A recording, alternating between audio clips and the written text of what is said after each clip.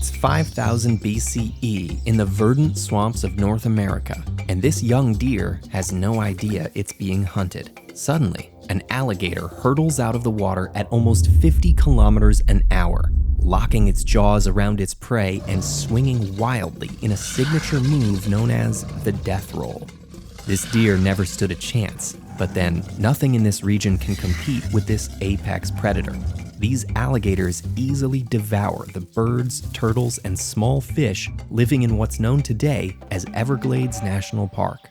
But despite ruling the swamp for millennia, the last 500 years have brought deadly new predators that challenge the alligator's reign.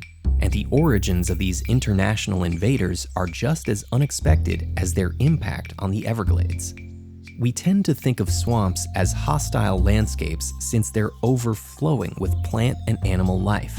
But all this biodiversity makes these environments vital to regional food webs, and the Everglades are no exception.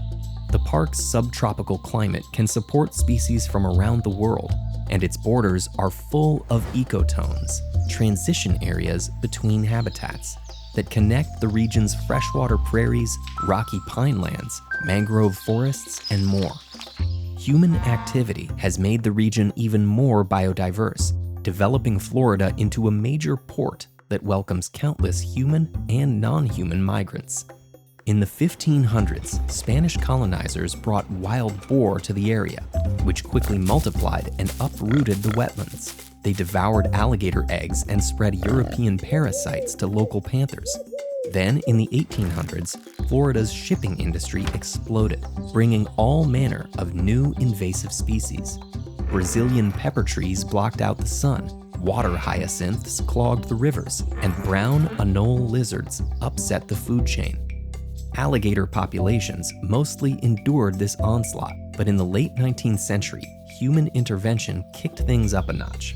Government and business officials wanted to turn the Everglades into farmland and began building canals to drain the swamp. They also planted non-native trees, which crowded out the plants local birds relied on for food and shelter, which in turn limited the alligator's supply of prey.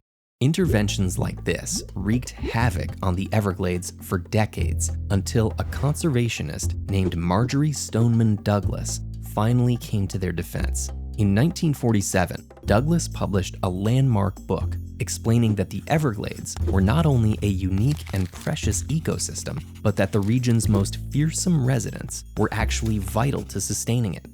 During the wet season, alligators are constantly shaping the muddy landscape, drawing lines with their bodies and digging holes with their snouts, claws, and tails.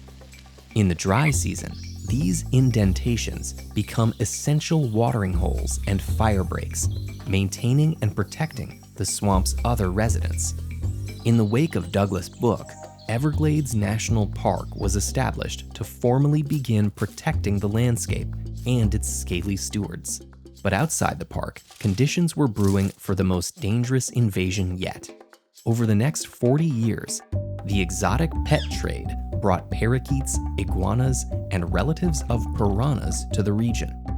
In the 1990s, Burmese pythons became a cheap, popular pet for many Floridians. Some snake owners released their pets into the wild when they grew too large, but the python population really exploded in 1992, when a hurricane destroyed a breeding facility and released countless snakes into the wild. Since then, pythons have been connected to a 90% decrease in some local mammal populations, decimating the alligator's food supply. And with help from other invasive reptiles like black and white tegus, giant lizards who devour alligator eggs, these snakes have made a serious play for the top of the local food chain.